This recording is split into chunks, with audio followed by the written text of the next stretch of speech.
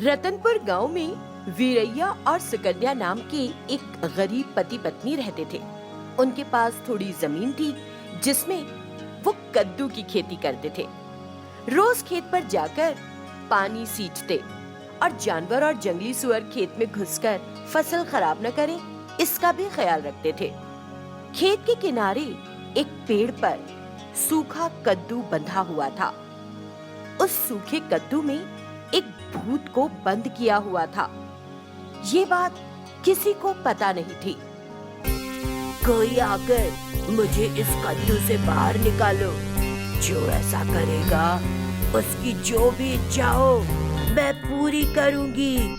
मुझे कद्दू से मुक्त करो। भूत चिल्लाती रहती है। उसकी आवाज या चिल्लाना किसी को सुनाई नहीं देता।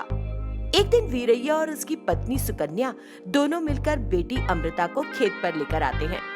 तीनों वहाँ खड़े होकर खेत में लगे कद्दुओं को देखकर बड़े खुश होते हैं। पापा, कद्दू कितने बड़े बड़े और गोल गोल बड़े अच्छे लग रहे हैं। लगता है इस बार खूब कद्दू लगे हैं पापा, है ना?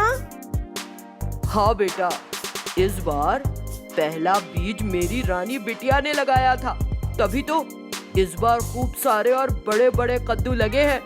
कितनी खुशी की बात है ना? फिर अपनी बेटी को क्या समझा है पापा? लेकिन पिछली बार माँ ने पहला बीज बोया था ना?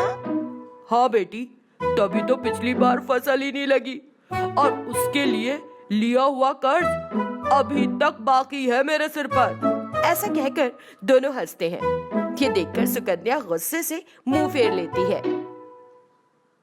ओ पापा, माँ तो गुस्सा हो गई, अब क्या करेंगी?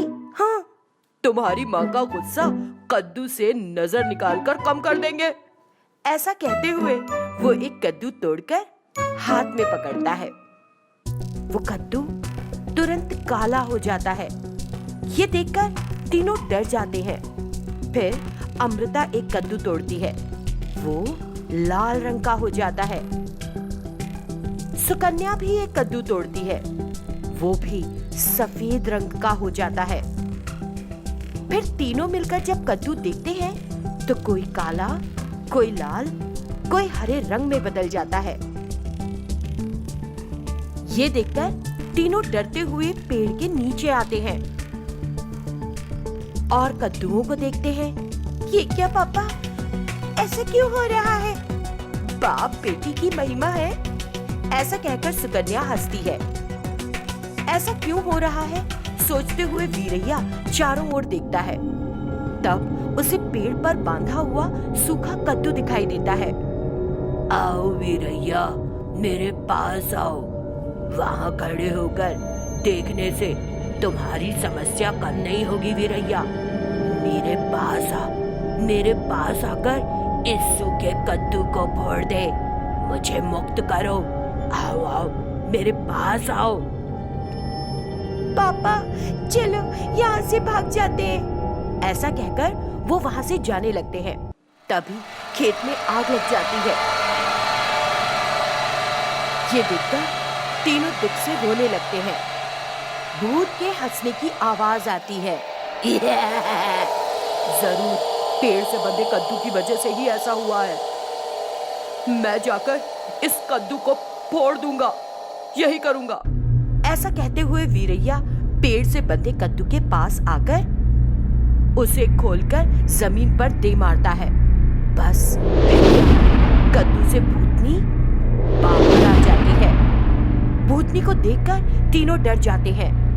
डरो मत, मैं कुछ नहीं करूंगी। मेरी वजह से तुम्हारा जो नुकसान हुआ है, इसीलिए मैं तुम्हें जादुई कद्दू दूंगी। ऐसा कहते ही एक सोने का कद्दू उनके सामने होता है। तुम जब चाहो तब इस जादू के कद्दू से सोना मिलेगा।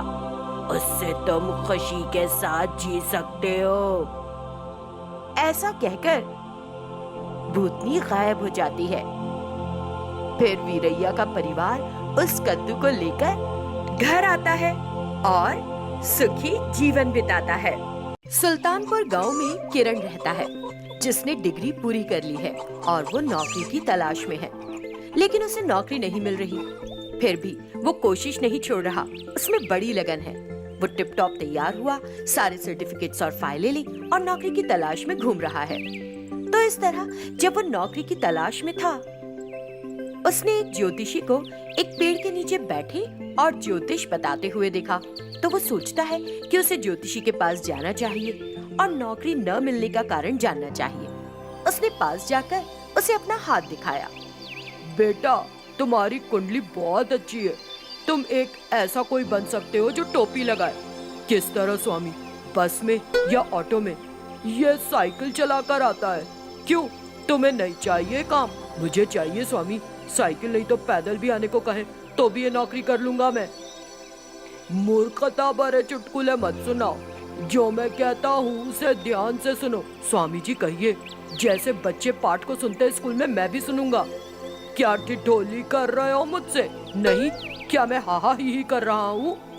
1 साल बाद तुमको वो नौकरी मिलेगी जहाँ तुम टोपी लगाकर काम करोगे।